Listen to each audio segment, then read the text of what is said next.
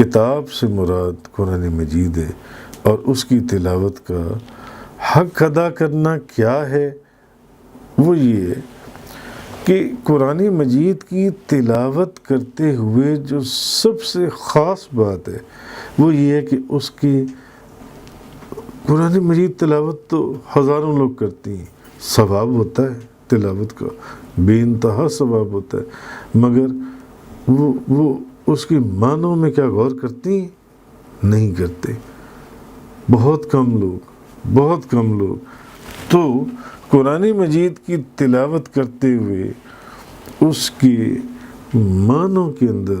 غور اور فکر کرنا، یہ بھی تلاوت کا حق ادا کرنے کے مترادف ہے۔ اسی طرح قرآن مجید کی جب تلاوت کی جا رہی ہو یا اس کا بیان کیا جا رہا ہو، تو اگر جنت یا آیات رحمت کو پڑھے تو اس کو طلب کرے، دل میں یہ خواہش ہو کہ خدا ہمیں بھی جنت عطا فرما دے، اپنی رحمت کا ہمیں بھی حقدار بنا دے، اور عذاب کی آیت پڑھے تو اس سے پناہ مانگے کہ عذاب یا دوزخ کا جب ذکر آئے تو اس سے پناہ مانگے کہ مولا کریم اس سے ہمیں محفوظ فرما عذاب سے۔ یہ بھی کتاب کی تلاوت کا حق ادا کرنا ہے، یہ بھی اس کے معنوں کے اوپر غور و فکر کریں کہ کیا کہا جا رہا ہے، کیا کہا گیا ہے،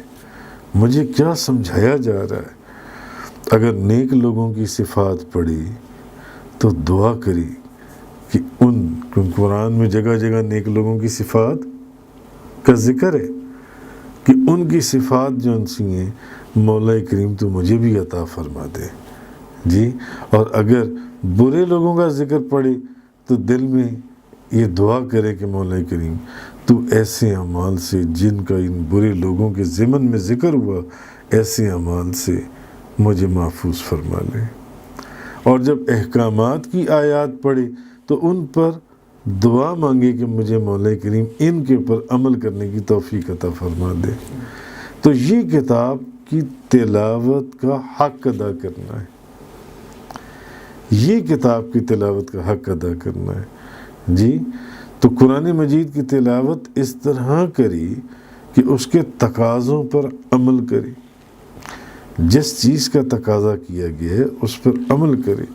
اور نہایت خشوع اور خضوع سے پڑھے، عاجزی، انکساری، ڈر اور خوف۔ آیات غضب کو پڑھ کر جب